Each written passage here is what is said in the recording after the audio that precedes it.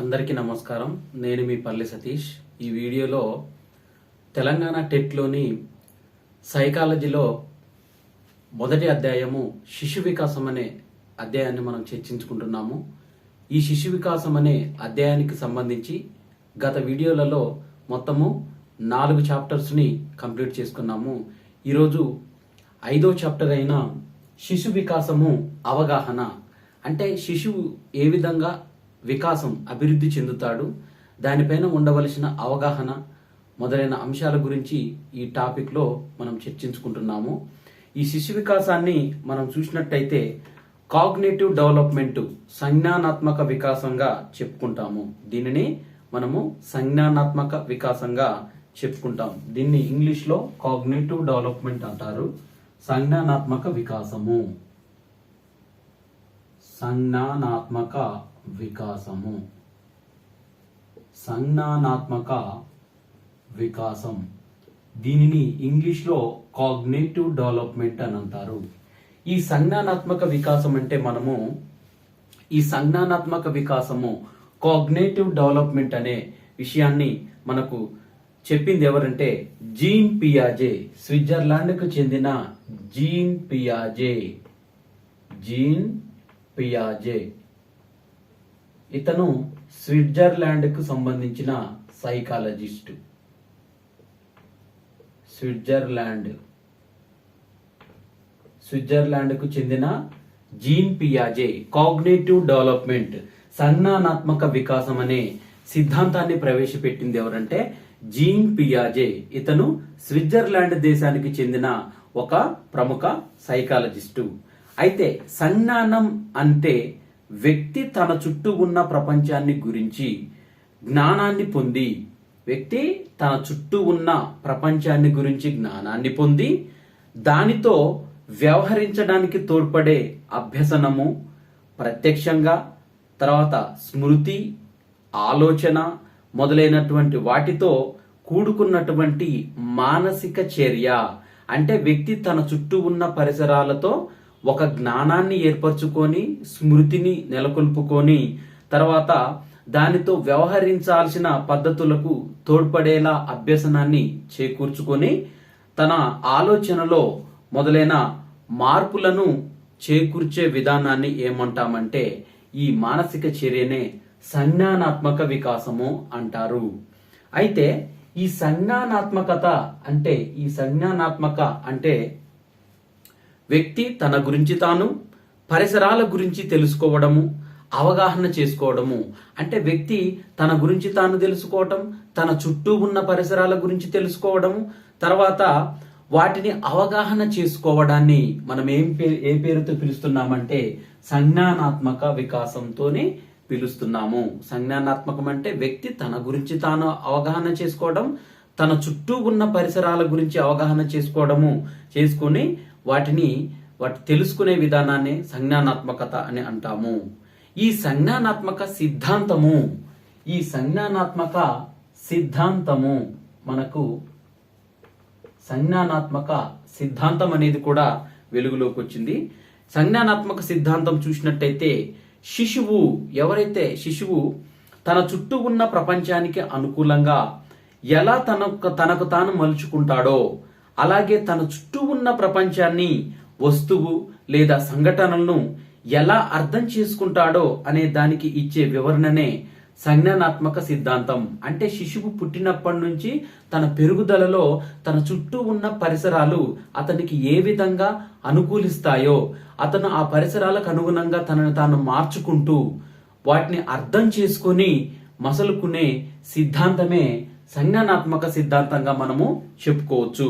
అయితే ఈ సంజ్ఞానాత్మక వికాసాన్ని నిర్వహణకు అర్థం చేసుకోవడానికి ఈ జీన్ పియాజే ఖచ్చితమైన ఒక చట్రాన్ని రూపొందించాడు.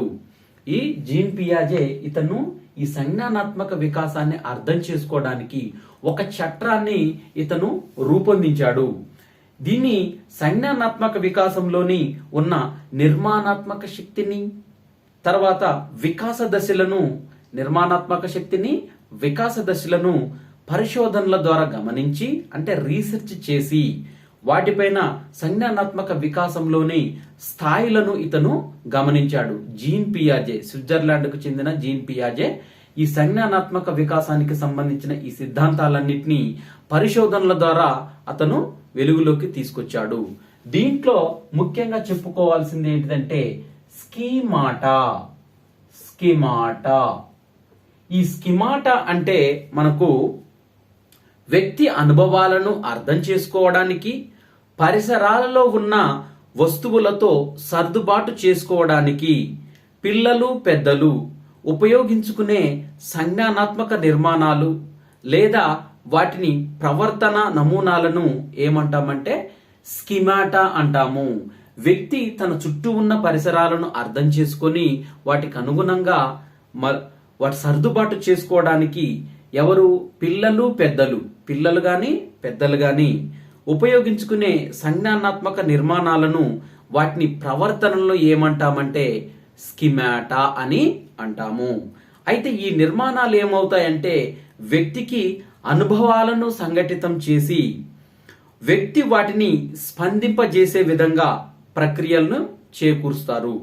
అప్పుడే పుట్టిన శిశువులలో స్కీమాటా మనకు కింది అసంకల్పిత చర్యల ద్వారా ఉంటాయి. అంటే అప్పుడే పుట్టిన శిశువులో ఏమవుతుందంటే మొట్టమొదటగా శిశువు చేసేది ఏంటిదంటే ఏడుపు. కాబట్టి ఆ సంజ్ఞానాత్మక చర్యలు అనేవి అతనిలో అచేతనంగా ఉంటాయి. అయితే వీటిని చూడడము, పట్టుకోవడము, తన్నడం వంటివి శిశువు చేస్తూ ఉంటాడు. అంటే అతనిలో సంజ్ఞానాత్మక వికాసం అనేది అప్పుడు డెవలప్ కాదు. కాబట్టి అంటే వ్యక్తులను ఎవరైనా ఉన్నప్పుడు వారిని చూడడము, వాటిని తన్నడం, వస్తువులు ఏమన్నా ఇస్తే వాటిని తన్నడము, తర్వాత ఈ విధమైన పట్టుకోవడానికి, ఆ వస్తువులను పట్టుకోవడానికి ట్రై చేయటం మొదలైనవి తాను చేస్తుంటాడు. అంటే శిశువు పుట్టిన నాటి నుండి పరిసరాలతో జరిగే ప్రతి చర్యల వల్ల స్కీమాటాలో ప్రవర్తనలో పరివర్తన కిందికి వస్తుంది. శిశువు ఎదిగే కొద్దీ ఈ బాహ్య ప్రవర్తన వ్యక్తపరిచే విధంగా మానసిక చర్యలు మానసిక ప్రవర్తనగా పరివర్తన చెందుతాయి. అంటే శిశువు ఎదుగుతున్న కొద్దీ తన మానసికంగా కూడా తన ప్రవర్తనలో మొత్తము మార్పు కలుగుతుంది. వీటిని ఆపరేషన్స్ అన్నారు. శిశువు ఎదుగుదలతో పాటు అతని ప్రవర్తనలో మార్పు రావడాన్ని ఏమన్నారంటే ఆపరేషన్స్ అని అన్నారు. ఇలా వయస్సుతో పాటు, అనుభవంతో పాటు, అదే విధంగా స్కీమాటాలో మార్పులు జరగడము, వయస్సుతో పాటు అనుభవంతో పాటు స్కీమాటాలో మార్పులు జరగడాన్ని 2 కార్యాచరణ నియమాలుగా అనుసరించి జరుగుతాయి. అంటే వయసుతో పాటు తన మానసికంగా డెవలప్మెంట్ అనేది ఈ స్కీమాటాల ఆధారంగా 2 రకాలుగా గుర్తించారు. అది ఏంటిదంటే వ్యవస్థీకరణ, సాంశీకరణ. చూద్దాం ఇప్పుడు. వ్యవస్థీకరణ ఒకటి, తర్వాత వ్యవస్థీకరణ, సాంశీకరణ. వ్యవస్థీకరణ,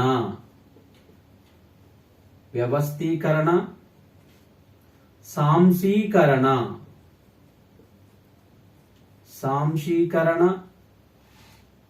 ఇది ఫస్ట్ది వ్యవస్థీకరణ లేదా సాంశీకరణ. సెకండ్ది అనుకూలత, అనుగుణ్యము.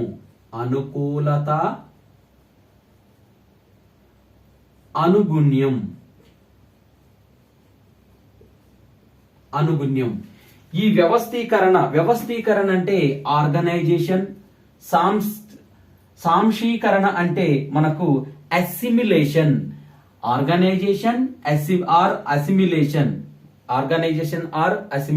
అంటే వ్యవస్థీకరణ లేదా సాంశీకరణ. రెండవది అనుకూలత లేదా అనుగుణ్యం అంటే అడాప్టేషన్ ఆర్ అకామిడేషన్. అనుకూలత లేదా అనుగుణ్యం.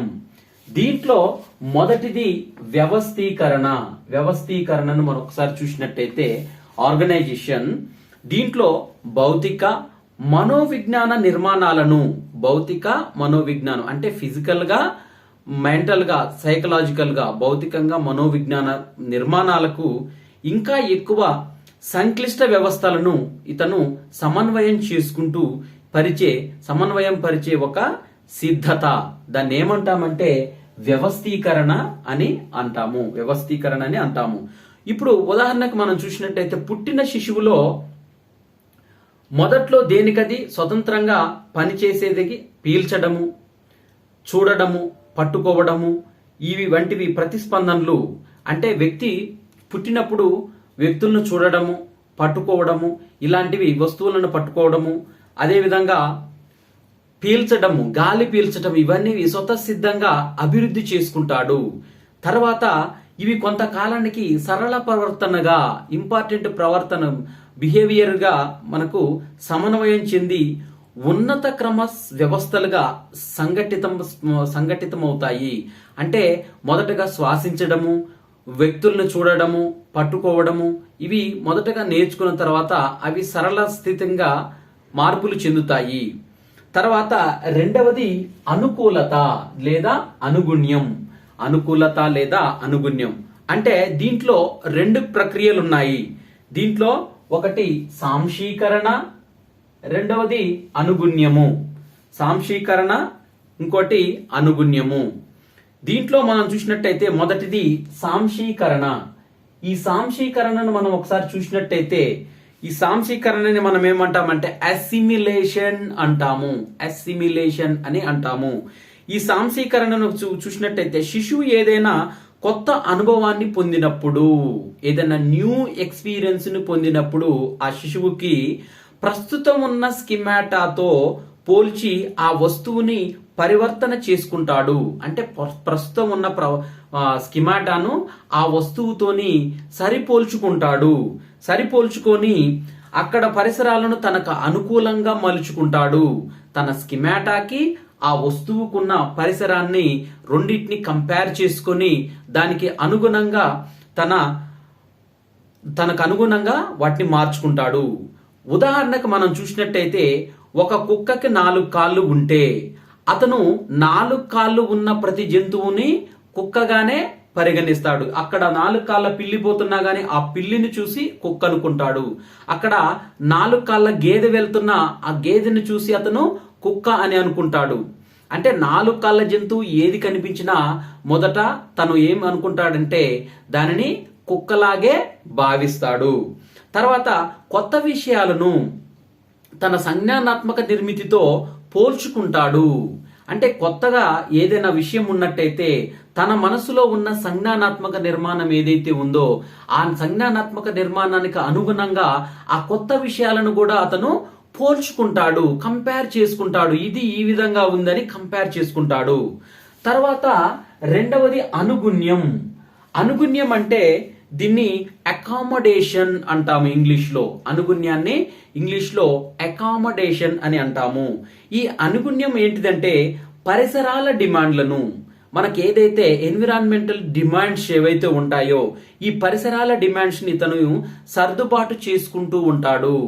అంటే మొదటగా 4 కాళ్ళున్న ప్రతి జంతువును కుక్కలాగా భావించిన అతను విద్యార్థి దాని ఆకారము, పరిమాణము, దాని నుంచి వచ్చే ధ్వనిని బట్టి అతను వాటి ఆకారము, దాని రూపము, తర్వాత దాని నుంచి వచ్చే ధ్వనిని బట్టి అతను ఏం చేస్తాడంటే వాటిలో తేడాలను గుర్తించడం వల్ల అతను ఏం చేస్తాడు, కుక్కను ఇతర జంతువులు వేర్వేరుగా ఉంటాయని తర్వాత గుర్తించడం నేర్చుకుంటాడు.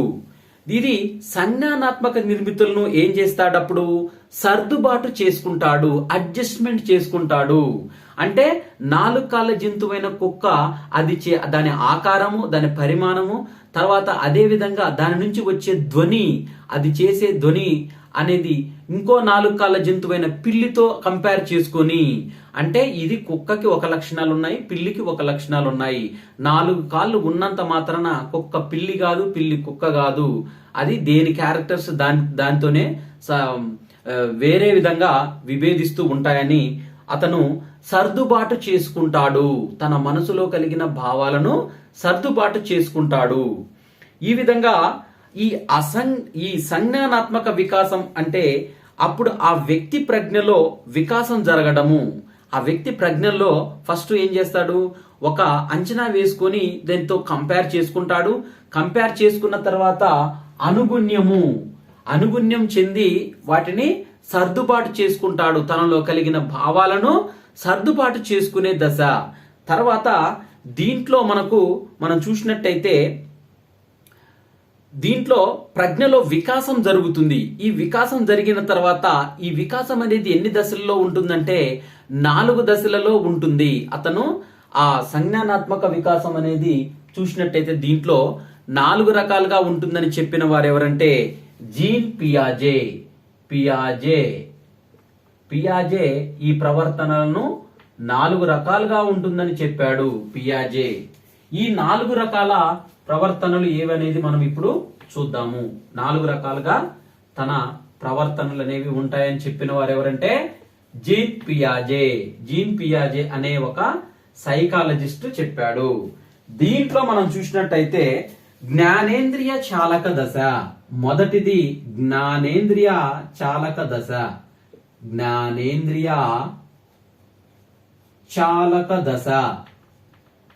జ్ఞానేంద్రియ చాలక దశ ఇది ఎన్ని సంవత్సరాలంటే 0 నుంచి 2 సంవత్సరాల మధ్య వయసు కలిగిన ప్రవర్తన. ఇది ఏంటంటే జ్ఞానేంద్రియ చాలక దశ.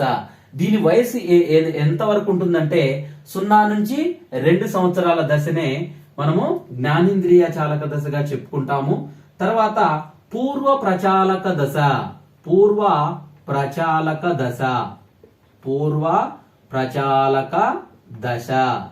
ఈ పూర్వ ప్రచాలక దశను మనం చూసినట్టయితే ఇది 2 సంవత్సరాల నుంచి 7 సంవత్సరాల మధ్య కాలాన్ని మనం ఏమంటామంటే పూర్వ ప్రచాలక దశగా చెప్పుకుంటాం. పూర్వ ప్రచాలక దశగా పేర్కొన్న వారు ఎవరంటే పియాజే. తర్వాత ఇక మూడవది మూర్త ప్రచాలక దశ.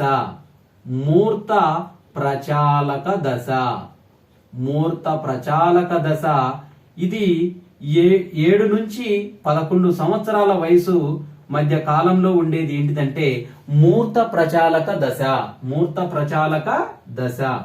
తర్వాత 4వది మనం పరిశీలించినట్టయితే ఈ 4వది అమూర్త ప్రచాలక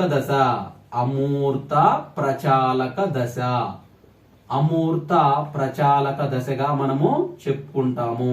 అమూర్త ప్రచాలక దశ ఇది 12 నుంచి 15 లేదా 16 సంవత్సరాల వయసు వరకు ఉండే దశ. దీన్ని మనం ఏమంటామంటే అమూర్త ప్రచాలక దశ అని. ఈ విధంగా సంజ్ఞానాత్మక వికాసాన్ని 4 రకాలుగా వర్గీకరించిన శాస్త్రవేత్త ఎవరంటే సంజ్ఞానాత్మక వికాసాన్ని 4 రకాలుగా వర్గీకరించిన శాస్త్రవేత్త పేరు పియాజే. ఈ పియాజే ఎన్ని రకాలుగా వర్గీకరించాడంటే 4 రకాలు. జ్ఞానేంద్రియ చాలక దశ 0 నుంచి 2 సంవత్సరాల మధ్యలో ఉంటుంది. తర్వాత పూర్వ ప్రచాలక దశ అనేది 2 నుంచి 7 సంవత్సరాల మధ్యలో ఉంటుంది. తర్వాత మూర్త ప్రచాలక దశ అనేది 7 నుంచి 11 సంవత్సరాలు. అదే విధంగా అమూర్త ప్రచాలక దశ అనేది 12 నుంచి 15 లేదా 16 సంవత్సరాల మధ్యలో ఉండే ఆ దశని ఏమంటారంటే అమూర్త ప్రచాలక దశగా పియాజే వర్గీకరించాడు. ఈ 4 దశలు ఒకదానికి తర్వాత మరొకటి వస్తాయని, దీంట్లో కాలము, విషయము, వ్యక్తిగత భేదాలు ఉంటాయని, అంటే దీంట్లో కాలము, విషయము ఇవనేవి కాలం, విషయం అనేవి వ్యక్తిగత భేదాలపైన ఆధారపడి ఉంటాయని చెప్పాడు. ఈ సిద్ధాంతం అనేది వయసు పైన ఆధారపడదని, కానీ దశ పైన ఆధారపడుతుందని పియాజే చెప్పాడు. వయస్సు పైన కాకుండా, ఆ వ్యక్తి వయసును బట్టి కాకుండా ఈ దశలుగా ఉంటుంది. ఏ దశలు? జ్ఞానేంద్రియ చాలక దశ, పూర్వ ప్రచాలక దశ, మూర్త ప్రచాలక దశ, అమూర్త ప్రచాలక దశ. ఈ దశలను బట్టి ఉంటుంది. వ్యక్తి వయసును బట్టి కాకుండా అతను ఆ దశల వారీగా ఈ వికాసం అనేది అభివృద్ధి చెందుతుంది. దీంట్లో మనము మొదటిది చూసినట్టయితే జ్ఞానేంద్రియ చాలక దశ. ఈ జ్ఞానేంద్రియ చాలక దశ అనేది 0 నుంచి, అంటే పుట్టినప్పటి నుంచి 2 సంవత్సరాల మధ్య కాలంలో ఉండే ఆ దశని ఏమంటామంటే జ్ఞానేంద్రియ చాలక దశ అని అంటారు. ఈ జ్ఞానేంద్రియ దశ, ఈ చాలక దశ, ఈ దశ పుట్టినప్పటి నుంచి 2 సంవత్సరాల వరకు ఉండవచ్చు. ఇలా 2 సంవత్సరాల వరకు ఉన్న ఈ దశని ఏమంటామంటే జ్ఞానేంద్రియ చాలక దశగా పేర్కొంటాము. ఈ దశలో శిశువు తనకు ఇతర వస్తువులకు మధ్య తారతమ్యాలను తెలుసుకుంటాడు. తనకు ఇతర వస్తువులకి ఈ రెండింటికి మధ్య తారతమ్యాలు కంపేర్ చేసుకోవడం, తారతమ్యాలు తెలుసుకుంటాడు. అంటే బాహ్య ప్రపంచంలోని వస్తువుల గురించి అవగాహన చేసుకుంటాడు. బాహ్య ప్రపంచంలో ఉన్న వస్తువుల గురించి అవగాహన, అండర్స్టాండింగ్ అనేది చేసుకుంటాడు. ఈ దశలో జ్ఞానేంద్రియ చాలక దశ అంటే జ్ఞానేంద్రియాల ద్వారా తను సమాచారాన్ని చేపడతాడు. అంటే 1 నుంచి 4 నెలల కాలము తనకు తృప్తినిచ్చిన సరళమైన కృత్యాలను తిరిగి చేయడం నేర్చుకుంటాడు. 1 నుంచి 4 నెలల మధ్య తనకు తృప్తినిచ్చిన అంశాలను మళ్ళీ మళ్ళీ చేయాలని అనుకుంటాడు. క్రమంగా అలవాటుగా మార్చుకుంటాడు శిశువు. ఈ దశలో తనకు తృప్తినిచ్చిన అంశాలను 1 నుంచి 4 నెలల సమయంలో ఏం చేస్తాడంటే అతను క్రమంగా అలవాటుగా మార్చుకునే దశ ఏదంటే జ్ఞానేంద్రియ చాలక దశ. ఈ జ్ఞానేంద్రియ చాలక దశ వయసు 0 నుంచి 2 సంవత్సరాలు. ఇది నోటిలో, ఉదాహరణకు మనం చూసినట్టయితే నోట్లో వేలు పెట్టుకొని ఇలా దాన్ని చీకడము, అది దాన్నే అలవాటుగా మార్చుకుంటాడు. తర్వాత ఈ విషయాలను ముందుగా గుర్తించే సామర్థ్యము పొందుతాడు. అంటే ఆకలి అయినప్పుడు అతనికి, ఆ బాలుడికి సరైన ఆహారం అందనప్పుడు ఏం చేస్తాడు, నోట్లో వేళ్లు పెట్టుకొని చీకడము, ఇలా చేసుకుంటూ క్రమంగా ఆహారం అందడం లేట్ అయిన కొద్దీ ఆ వేళ్లను చీకుతూ అదే విధంగా ఉంటూ తనను కాలక్షేపం, జ్ఞానేంద్రియ కాలక్షేపం అనేది చేస్తూ ఉంటాడు. 4 నుంచి 8 నెలలు టైంలో శిశువు దృష్టి తన సొంత శరీరంపై నుండి వస్తువులపైకి మారుతుంది. 4 నుంచి 8 నెలల దశ ఏదైతే ఉందో తన సొంత శరీరం నుంచి వస్తువులపైన, వస్తువులు ఏవైనా ముందు కనిపిస్తుంటే ఆ నోట్లో చేతులు పెట్టుకోవడం బదులు అక్కడ వస్తువులుంటే పాకుతూ వెళ్ళి ఆ వస్తువులను ఇట్లా పట్టుకోవడము, నోట్లో పెట్టుకోవడం అనేవి తను మార్చుకుంటాడు 4 నుంచి 8 నెలల వయసులో. ఆ కాలంలో శబ్దం చేసే వస్తువులను, ఆట బొమ్మలను ఊపే చలన కౌశలాలను నేర్చుకుంటాడు. వాటి నుంచి వచ్చే శబ్దాలను గ్రహిస్తాడు. 4 నుంచి 8 నెలల టైంలో ఆ వస్తువులను పట్టుకోవడము, వాటి నుంచి వచ్చే శబ్దాలపైన దృష్టిని కేంద్రీకరించడము అలవాటు చేసుకుంటాడు. తర్వాత 8 నుండి 12 నెలల కాలంలో, అంటే 8వ నెల నుంచి 12వ నెల అంటే దాదాపుగా సంవత్సరానికి చేరువ అయ్యే టైంలో అతను శిశువు ప్రవర్తన ఉద్దేశపూర్వకంగా లక్ష్య దిశగా సాగుతుంది. అతని ప్రవర్తనలో మార్పులు అనేవి వస్తూ ఉంటాయి. ఈ విధంగా ఈ క్రమంలో వస్తువులు తన ఎదుట లేకపోయినా ఎక్కడో ఉంటుందనే వస్తువు స్థిరత్వ భావన కలిగి ఉంటాడు. వస్తువులపైన తన మనసులో ఏదైనా వస్తువు చూడాలని అనిపించినప్పుడు ఆ వస్తువు ఎక్కడో ఒక చోట ఉంటుందనే భావనను ఏర్పాటు చేసుకునే దశ ఏది 8 నెలల నుంచి 12 నెలల కాలం. దీన్ని వస్తువు స్థిరత్వ భావన అని అంటారు. ఇలా తన సమక్షంలో లేని తల్లిని వెతుకుతాడు. అంటే తన సమక్షంలో ఎప్పుడు తల్లి తన దగ్గరనే ఉన్నప్పుడు తల్లి ఒక క్షణం కనిపించకపోతే చుట్టూ వెతకటం ప్రారంభిస్తాడు 8 నుంచి 12 నెలల టైంలో. అంటే వస్తువులను గుర్తుపట్టగలుగుతాడు. అదేవిధంగా తన తల్లి తనకి ఎవరైతే సేవలు చేస్తుంటారో ఆ సేవలు చేసే వ్యక్తులు కనిపించకపోతే చుట్టూరా వెతకటము ప్రారంభిస్తాడు. చుట్టూ చూడడము, కనిపించకపోతే ఏడవడం స్టార్ట్ చేస్తుంటారు ఈ దశలో. దీన్నే జ్ఞానేంద్రియ చాలక దశగా మనము పేర్కొంటాము. తర్వాత 12 నుంచి 18 నెలల కాలంలో, 12 నుంచి 18 నెలల కాలం అంటే సంవత్సరం నుంచి సంవత్సరంన్నర టైము. 12 నుంచి 18 నెలల కాలంలో వస్తువుల, వ్యక్తుల శబ్దాలను తెలుసుకోవడానికి యత్నదోష పద్ధతులను ఉపయోగిస్తాడు. యత్నదోష పద్ధతులను ఉపయోగిస్తాడంటే వస్తువులు కనిపించిన లేదా వ్యక్తులు కనిపించిన వారిని చూసి ఫస్ట్ నవ్వడము, ఏదో శబ్దాలు చేయడము, యత్నదోష ప్రయత్నాలు అనేవి చేస్తుంటాడు. తనకు ఆహారం కలిగినప్పుడు, అంటే ఆకలి కలిగినప్పుడు ఏవైనా శబ్దాలు చేయడము, అది ఇచ్చే విధంగా వారిని యత్నదోష ప్రయత్నాలు అనేవి చేస్తూ ఉంటాడు 12 నుంచి 18 నెలల కాలంలో. తర్వాత తల్లి చేసే శబ్దాలను అనుకరిస్తారు. తల్లి ముఖం వైపే చూస్తూ తల్లి ఏవైతే శబ్దాలు చేస్తుందో ఆ శబ్దాలను అనుకరణ చేసే దశ ఏదంటే 12 నుంచి 18 నెలల కాలం. అంటే సంవత్సరం నుంచి సంవత్సరంన్నర ఆ ఏజ్ లో వారు ఈ విధంగా చేస్తుంటారు.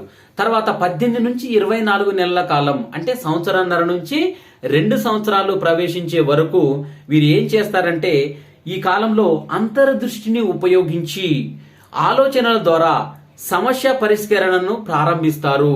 తనను అంతర్దృష్టిని ఉపయోగించి ఆలోచించి సమస్య పరిష్కారాలను చేయాలని ప్రయత్నిస్తుంటారు. 18 నెలల నుంచి 24 నెలలు అంటే సంవత్సరంన్నర నుంచి 2 సంవత్సరాల వయసు వచ్చే వరకు వీరి ప్రయత్నాలను చేస్తుంటారు. అంటే అందని వస్తువులను అందుకునే ప్రయత్నంలో వివిధ వస్తువులను ఉపయోగిస్తారు. అందని వస్తువులు ఏవైనా ఉంటే ఆ వస్తువు ప్రదేశంలో ఇంకొక వస్తువు దాని మీద ఇలా పెట్టి యత్న దోష అభ్యసనం అనేది నేర్చుకుంటారు. ఈ దశలో 10 నెలలకే అహం కేంద్ర భావన అనేది ఏర్పడుతుంది. అంటే మొత్తము నావే, వస్తువులన్నీ నావే, ఆట వస్తువులన్నీ నావే, అహం కేంద్రీకృతం అవుతుంది. ఇవి మొత్తం నావే, నాకే సొంతం, ఎవరు ఆడుకోవద్దు అన్నట్టు 2 సంవత్సరాలు వచ్చేసరికి అంటే 18 నెలల నుంచి 24 నెలలు అంటే 2 సంవత్సరాల వయసు వచ్చే టైంకి మొత్తం అహం అనే భావము ఏర్పడే దశ ఏదంటే జ్ఞానేంద్రియ చాలక దశగా మనము చెప్పుకోవచ్చు. ఈ జ్ఞానేంద్రియ చాలక దశలో అహము మనకి ఎగ్జామ్ లో ఈ విధంగా కూడా క్వశ్చన్ అడగొచ్చు. అహము కేంద్రీకృతం అయ్యే దశ ఏ దశ అనే ఆప్షన్ అమూర్త ప్రచాలక దశ, మూర్త ప్రచాలక దశ, జ్ఞానేంద్రియ చాలక దశ, పూర్వ ప్రచాలక దశ అనే ఆప్షన్స్ ఇచ్చినప్పుడు మనము దాన్ని జ్ఞానేంద్రియ చాలక దశగా గుర్తించాలి. ఎందుకంటే అహం అనేది దీంట్లో కేంద్ర భావనగా ఏర్పడుతుంది. అంటే ఈ దశలో 10 నెలల అహం అనేది కేంద్ర భావనగా ఏర్పడుతుంది. తర్వాత ఇక రెండవది చూసినట్టయితే పూర్వ ప్రచాలక దశ. ఈ పూర్వ ప్రచాలక దశ అనగానే మనకు 2 నుంచి 7 సంవత్సరాల టైం అని గుర్తుపెట్టుకోవాలి. పూర్వ ప్రచాలక దశ 2 నుంచి 7 సంవత్సరాల కాలం. ఈ 2 నుంచి 7 సంవత్సరాల కాలంలో దీంట్లో పూర్వ భావనాత్మక దశ, తర్వాత అంతఃశుద్ధి దశ ఇవనేవి దీంట్లో ఉంటాయి. మనం చూసినట్టయితే దీంట్లో 2 రకాలుగా ఉంటాయి. అవి పూర్వ భావనాత్మక దశ, తర్వాత అంతర్బుద్ధి దశ. దీంట్లో పూర్వ భావనాత్మక దశ, అంతర్బుద్ధి దశ, పూర్వ భావనాత్మక దశ, అంతర్దృష్టి దశ అనేవి 2గా ఉంటాయి పూర్వ ప్రచాలక దశలో. దీంట్లో మనం చూసినట్టయితే 2 నుంచి 7 సంవత్సరాల కాలం అని చెప్పుకుంటాము. ఇవి పూర్వ ప్రచాలక దశ. ఈ పూర్వ ప్రచాలక దశలో పూర్వ భావనాత్మక దశ మనం చూసినట్టయితే 2 నుంచి 4 సంవత్సరాల టైము అంటే 2 ఇయర్స్ పూర్వ భావనాత్మక దశ అనేది ఏ సంవత్సరాల మధ్యలో ఉంటుందంటే 2 నుంచి 4 సంవత్సరాల వయసు అంటే 2 సంవత్సరాల పాటు ఉండేది ఏంటిదంటే మనకు పూర్వ భావనాత్మక దశగా మనము చెప్పుకోవచ్చు. ఈ కాలంలో భాషా వికాసం అనేది వేగంగా జరిగి సమస్య పరిష్కరణ సామర్థ్యాలను అభివృద్ధి చెందుతాయి. ఆ వ్యక్తిలో 2 నుంచి 4 సంవత్సరాల టైంలో భాషా వికాసం అనేది అభివృద్ధి చెందుతుంది. భాషా వికాసం అభివృద్ధి చెందిన తర్వాత సమస్య పరిష్కరణ సామర్థ్యాలు అభివృద్ధి చెందుతాయి ఈ వయసులో. ఈ దశలో పరిమితులు ఆ వ్యక్తిలో పరిమితులు 2 రకాలుగా ఉంటాయి. అవి చూసినట్టయితే ఒకటి సర్వాత్మవాదం, రెండవది అహం కేంద్ర భావం. దీంట్లో మొదటిది సర్వాత్మవాదం. మనం ఒకసారి చూసినట్టయితే ఈ సర్వాత్మవాదం అంటే వ్యక్తికి జీవం లేని వస్తువులకు లేదా బొమ్మలకు అతను ఏం చేస్తాడు, ప్రాణాన్ని ఆపాదించి ఈ దశలో సూర్యుడు, చంద్రుడు వాటికి కూడా ప్రాణం ఉందని భావించే దశ ఏదంటే ఈ పూర్వ ప్రచాలక దశలో మొదటి దశ అయిన సర్వాత్మవాదం. ఈ సర్వాత్మవాదంలో అతను ప్రాణం లేని బొమ్మలకు, టెడ్డీ బేర్ బొమ్మ, ఎలిఫెంట్ బొమ్మ, తర్వాత సూర్యుని చూసి చంద్రుని చూసి ఇలా నడుస్తూ, సూర్యుని చూసి ఇలా నడుస్తూ, నేను నడుస్తుంటే సూర్యుడు నడుస్తున్నాడు, లేకపోతే నేను నడుస్తుంటే చందమామ నడుస్తుంది అంటే చందమామకు కూడా ప్రాణం ఉంది. తర్వాత అతను ఆడుకునే బొమ్మలకు కూడా ప్రాణం ఉందని ఆపాదించే దశ ఏదంటే సర్వాత్మవాదంగా భావించవచ్చు. తర్వాత దీంట్లోనే రెండవది అహంకేంద్రవాదము. అహంకేంద్రవాదం, సర్వాత్మవాదమేమో జీవం లేని వాటికి జీవం ఉన్నట్టుగా ఊహించేది ఏంటంటే సర్వాత్మవాదము. అదే విధంగా అహంకేంద్రవాదం ఏంటంటే ప్రపంచమంతా తన చుట్టూ కేంద్రీకరించబడిందని భావిస్తాడు. అంటే ప్రపంచమంతా తన చుట్టూ కేంద్రీకరించబడదని భావిస్తాడు. అంటే తాను నడుస్తూ ఉంటే సూర్యుడు, చంద్రుడు, మేఘాలు తనతో పాటే వస్తున్నాయని అనుకుంటాడు. ఈ విధంగా మనం నడుస్తున్నప్పుడు చంద్రుడు నడుస్తున్నాడని, సూర్యుడు నడుస్తున్నాడని, ఇవన్నీ కూడా అతను అహంకేంద్ర భావంగా ఊహించుకుంటాడు. అంటే ప్రపంచం మొత్తం తన చుట్టే ఉంటుంది అని అనుకునే దశ ఏంటంటే అహంకేంద్రవాదం. దీంట్లో మనకి ఇది 2 నుంచి 4 సంవత్సరాల మధ్య ఉన్న దశను ఏమంటామంటే పూర్వ భావనాత్మక దశ అని చెప్తాము. దీంట్లోనే ఈ పూర్వ ప్రచాలక దశలోనే మొదటిది పూర్వ భావనాత్మక దశ అని చెప్పుకున్నాము. దీంట్లో రెండవది ఏంటిదంటే అంతర్బుద్ధి దశ. ఇది అంతర్బుద్ధి దశ అనేది 3 సంవత్సరాల పాటు ఉంటుంది. ఇది 4 సంవత్సరాల నుంచి 7 సంవత్సరాల కాలంలో, 4 సంవత్సరాల నుంచి 7 సంవత్సరాల కాలం మధ్యంలో ఉండేది ఏంటిదంటే అంతర్బుద్ధి దశ. ఈ దశలో సమస్య పరిష్కారణ సామర్థ్యం పొందినా దానిని వివరించే వికాసము ఉండదు. సమస్యల పరిష్కారాలని సాధించాలని తపన ఉంటుంది, కానీ దాన్ని వివరించే సామర్థ్యం అనేది అప్పటికి అభివృద్ధి కాదు. అంటే వస్తువులను వర్గీకరించడము లేదా పోల్చడం వంటి మానసిక చర్యలను చేపట్టగలుగుతాడు. ఏదైనా వస్తువు ఉంటే దాన్ని వర్గీకరించడము మొత్తము నేర్చుకుంటాడు. ఇందులో పరిమితులు మనకి 2 రకాలుగా ఉంటాయి. దీంట్లో అంతర్బుద్ధి దశలో పరిమితులు అనేవి మనకి 2 రకాలుగా ఉంటాయి. దాంట్లో మొదటిది చూసినట్టయితే పదిలపరుచుకునే భావన. ఈ పదిలపరుచుకునే భావననే కన్జర్వేషన్ భావనను అని కూడా అంటాము. అంటే పదిలపరుచుకునే భావన లేదా కన్జర్వేషన్ భావన, దీన్నే లోపించటం అని, కన్జర్వేషన్ భావన లోపించటం అని కూడా అంటాము. అంటే వస్తువు యొక్క ఆకారము పరిస్థితిని మార్చినా దాని గుణాలు మారవు. ఇది కన్జర్వేషన్ భావన. ఈ దశలో భావన ఉండదు. అంటే 2 గ్లాసుల్లో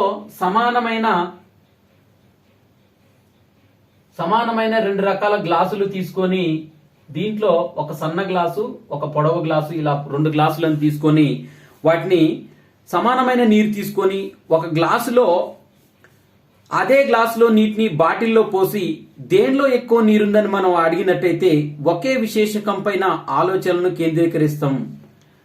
ఒకే విశేషం పైన కేంద్రీకరిస్తారు. అంటే ఈ గ్లాస్ లో ఏవైతే వాటర్ ఉన్నాయో కరెక్ట్ గా litre glass, half litre glass కి మళ్ళీ అదే హాఫ్ లీటర్ వాటర్ బాటిల్లో తీసుకొని ఈ హాఫ్ లీటర్ వాటర్ బాటిల్లో ఈ విధంగా పోసిన తర్వాత ఈ గ్లాస్ లో ఎక్కువ నీళ్లున్నాయా లేకపోతే వాటర్ బాటిల్లో ఎక్కువ నీళ్లున్నాయంటే అతను కన్ఫ్యూజన్ కి లోనవుతాడు. ఇది చూసినట్టయితే ఆ కారణంగా ఒకే విశేషకం పైన ఆలోచనను కేంద్రీకరిస్తాడు. అంటే కంపేర్ చేసుకునే దశ ఇంకా అభివృద్ధి కాలేదు ఈ దశలో. తర్వాత దీంట్లో అవిపర్యాత్మక భావనం లోపం లేదా ఏకమితి అనేది ఇంకోటి. దీనిలో ప్రతి తార్కిక ప్రచలనం తిరిగి చేయవచ్చుననే భావన లోపించి ఒకే విధంగా ఆలోచిస్తారు.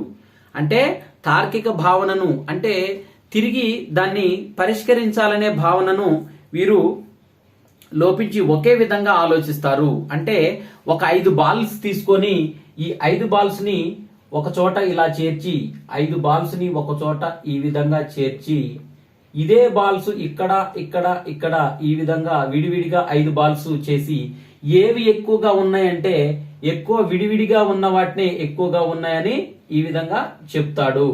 ఇలా దాన్ని కంపేర్ చేసుకునే కెపాసిటీ అనేది ఇంకా డెవలప్ కాదు.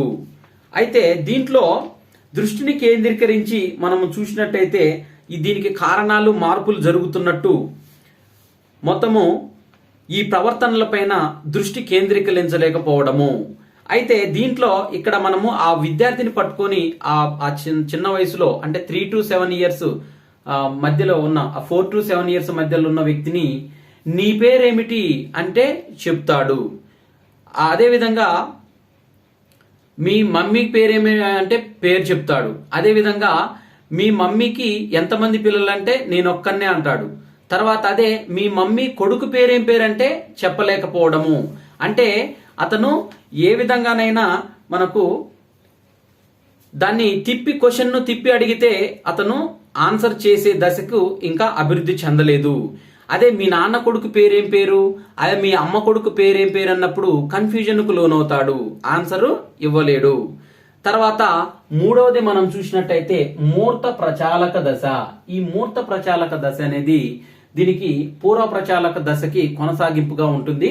ఇది 7 నుంచి 11 సంవత్సరాల వయసు ఉన్న ఈ కాలాన్ని, ఈ దశను ఏమంటామంటే మూర్త ప్రచాలక దశ. దీన్ని మూర్త ప్రచాలక దశ. ఈ మూర్త ప్రచాలక దశ అనేది 7 నుంచి 11 సంవత్సరాల మధ్యలో వయసులో ఉన్న ఈ దశను ఏమంటామంటే మూర్త ప్రచాలక దశ అంటాము. దీంట్లో వాస్తవికతను గురించి అవగాహన చేసుకుంటాడు, రియలైజేషన్ అవగాహన చేసుకుంటాడు. ఏది కరెక్ట్ ఏది రాంగ్ అనేది వాస్తవికతను గురించి రియలైజేషన్ ఇతను ఆలోచిస్తాడు, అవగాహన చేసుకుంటాడు. వీరిలో తర్కంతో కూడిన ఆలోచన ఉంటుంది. ప్రతిదీ క్యాలిక్యులేషన్ చేసుకోవడము, ఈ ఆలోచనలు డెవలప్ అవుతాయి. కానీ మూర్త విషయాలకే పరిమితం అయి ఉంటుంది. మనకు అపియర్ కాని వాటిపైన ఇతను కేంద్రీకరిస్తాడు దృష్టిని. అంటే పదిలపరుచుకునే భావన, వర్గీకరణ శక్తి, విశ్లేషణ శక్తి అభివృద్ధి చెందుతాయి ఇతనిలో. ఉదాహరణకి పిల్లవాడు తనకు తెలిసిన దారిలో ఇంటికి వెళ్ళగలడు, కానీ ఆ దారిని చెప్పలేడు. చూసినట్టయితే మీ ఇల్లు ఎక్కడుందని చెప్తే ఎక్కడో ఆ ఇల్లు ఉన్న డైరెక్షన్ వైపు చేయి చూపించగలుగుతాడు, కానీ వెళ్లే దారిని చూపించమంటే అతను కన్ఫ్యూజన్ కు లోనవుతాడు ఈ దశలో. తర్వాత దీంట్లో పరిమితులు మనం చూసినట్టయితే దీంట్లో స్మృతి సామర్థ్యం అనేది పూర్తి స్థాయిలో పెరగకపోవడం జరుగుతుంది. అదే విధంగా క్లిష్టమైన క్రమాలను గుర్తుపెట్టుకోగల శక్తిని పెంపొందించుకోవడం అనేది ఈ దశలో డెవలప్ అవుతుంది. ఇక 4వ దశ మనకి అమూర్త ప్రచాలక దశ. ఈ అమూర్త ప్రచాలక దశ అనేది మనకి 12 సంవత్సరాల నుంచి 15 లేదా 16 సంవత్సరాల వయసు, అంటే 4 నుంచి 6 సంవత్సరాలు, 12 ప్లస్ 4 ఆర్ 5 అంటే 12 నుంచి 15 లేదా 16 సంవత్సరాల మధ్య ఉన్న దశను ఏమంటామంటే అమూర్త ప్రచాలక దశగా పేర్కొంటాము. దీంట్లో మనకు కొన్ని అమూర్త విషయాలకు సంబంధించిన అమూర్త విషయాలకు సంబంధించిన జ్ఞానాన్ని అభివృద్ధి చెందుతుంది ఈ దశలో వివేచన, విచక్షణతో కూడిన ఆలోచనలతో విభిన్న పరిష్కార మార్గాలను విభిన్న కోణాల్లో పరిష్కరిస్తారు. అంటే ఈ దశ పూర్తయ్యే నాటికి సంజ్ఞానాత్మక వికాసం దాదాపుగా పూర్తవుతుందని చెప్పుకోవచ్చు.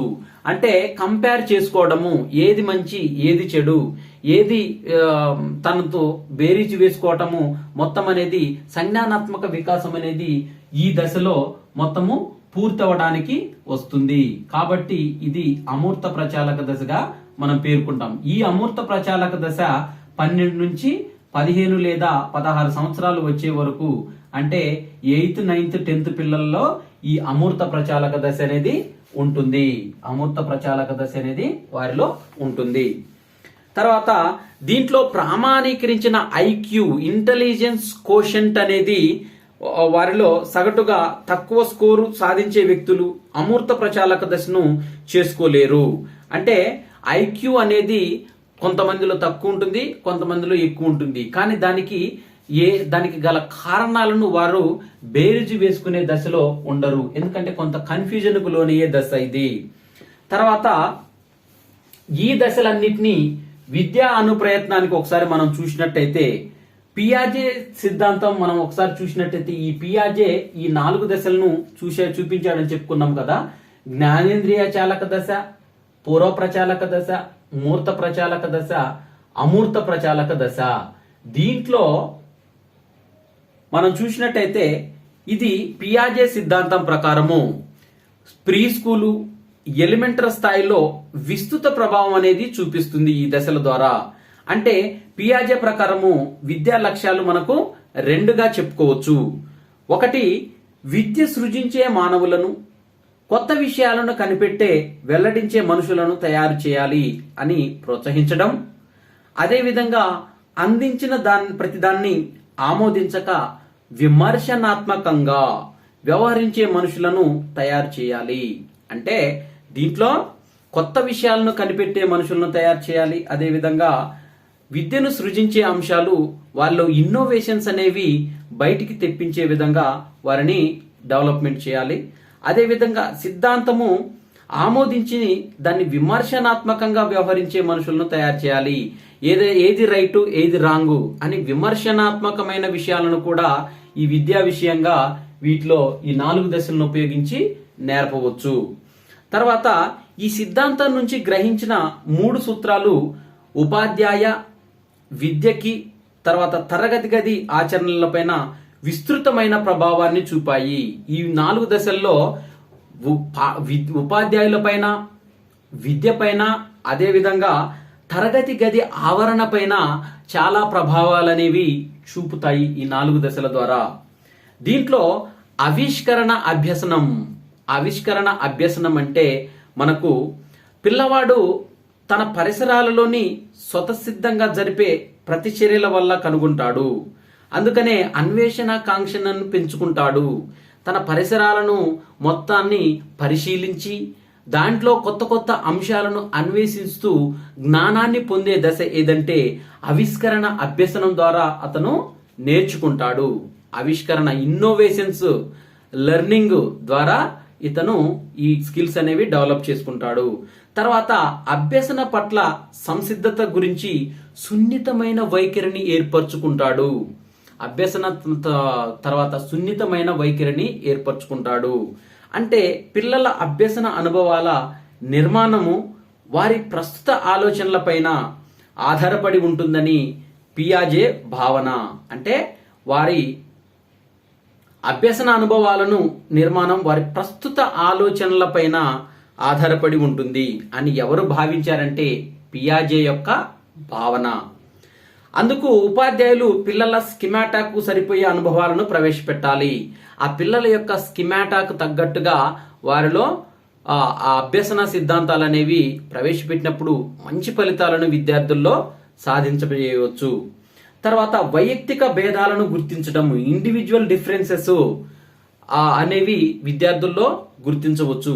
అంటే విద్యార్థుల సాధనను మూల్యాంకనం చేసేటప్పుడు ఏవైతే ఎవల్యూషన్ చేస్తామో విద్యార్థులకు, ఆ ఎవల్యూషన్ చేసే టైంలో సమవయస్కుల సగటును నిష్పాదనను పోల్చకుండా వారి పూర్వ నిష్పాదన ప్రస్తుత నిష్పాదనను పోల్చి వికాసాన్ని అంచనా వేయటం చేయాలి. అంటే వారిలో పూర్వం ఉన్న స్కిల్స్ ఏవైతే ఉన్నాయో ఇప్పుడు ప్రజెంట్ ఉన్న స్కిల్స్ ఈ రెండిటికి కంపేర్ చేసి అతను డెవలప్మెంట్ స్టేజ్లో ఉన్నాడా, మామూలు మధ్య స్థాయిలో ఉన్నాడా అనేది చేసి దానికి అనుగుణంగా వారికి డెవలప్మెంట్ చేయడానికి అవకాశం ఉంటుంది. తర్వాత దీంట్లో ఉన్న మరో టాపిక్ ఏంటంటే నైతిక వికాసము. శిశు వికాసంలో ఇంకో టాపిక్ ఏంటిదంటే నైతిక వికాసము. ఈ నైతిక వికాసాన్ని ఆంగ్లంలో ఏమంటారంటే మోరల్ డెవలప్మెంట్ అని అంటారు. దీన్ని ఆంగ్లంలో మోరల్ డెవలప్మెంట్ అని అంటారు. ఇక్కడ చూసినట్టయితే నైతిక విలువలు విద్యలో భాగంగా మనము ఇప్పుడు స్కూళ్లలో ప్రవేశపెడతారు. చూసినట్టయితే నైతిక వికాసము, నైతిక వికాసం దీన్నే మోరల్ డెవలప్మెంట్ అంటారు. Moral development. ఈ మోరల్ డెవలప్మెంట్ ఏమంటారంటే నైతిక వికాసం అని అంటారు. దీన్ని ఈ నైతిక వికాసం అనేది ఇది ఈ పదం ఎక్కడి నుంచి వచ్చిందంటే మొరాలిటీ అనే ఆంగ్ల పదం నుంచి వచ్చింది. ఈ నైతికతను మోరల్ అంటాము. ఈ మోరల్ అనే పదము ఎక్కడి నుంచి వచ్చిందంటే మనకి మొరాలిటీ అనే ఆంగ్ల పదం నుంచి వచ్చింది. ఈ ఆంగ్ల పదము ఈ ఆంగ్ల పదం ఎక్కడి నుంచి వచ్చిందంటే మోర్స్ అనే లాటిన్ పదం నుంచి వచ్చింది. మోర్స్ అనే లాటిన్ పదం నుంచి వచ్చిందే మొరాలిటీ. ఈ మొరాలిటీ మోరల్ గా మనకు ప్రసిద్ధి చెందింది. ఈ మోర్స్ అనేది లాటిన్ పదం.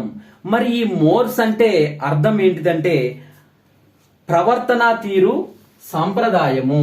ఈ మోర్స్ అంటే ప్రవర్తనా తీరు, సంప్రదాయం. ప్రవర్తనా తీరు లేదా దీనినే సాంప్రదాయం అని అంటాము. ప్రవర్తనా తీరు లేదా సాంప్రదాయం అని అంటాము. అంటే బిహేవియరల్ వే.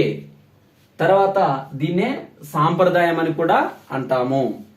ఇలా చూసినట్టయితే దీంట్లో ఫ్రాయిడ్ తన మూర్తిమత్వ సిద్ధాంతాలలో సూపర్ ఈగో అనేది ఒక నైతికత సూత్రం పైన పనిచేస్తుందని చెప్పాడు. ఎవరంటే సిగ్మండ్ ఫ్రాయిడ్. సిగ్మండ్ ఫ్రాయిడ్, ఈ ఫ్రాయిడ్ అనే వ్యక్తి దీంట్లో మనకి సూపర్ ఈగో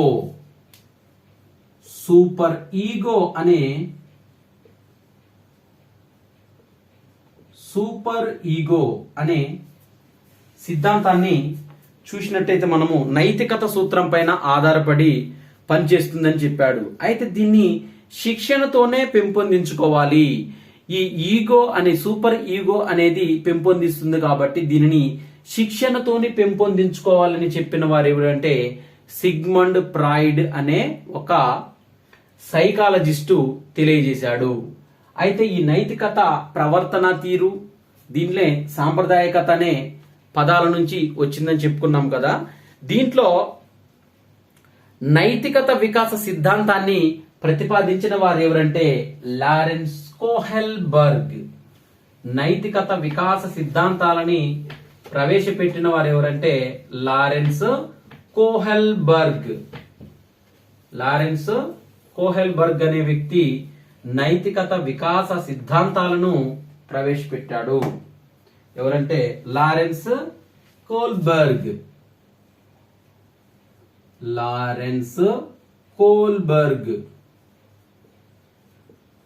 ఈ లారెన్స్ కోల్బర్గ్ అనే వ్యక్తి అమెరికా యుఎస్ఏలోని హార్వర్డ్ యూనివర్సిటీకి సంబంధించిన వాడు.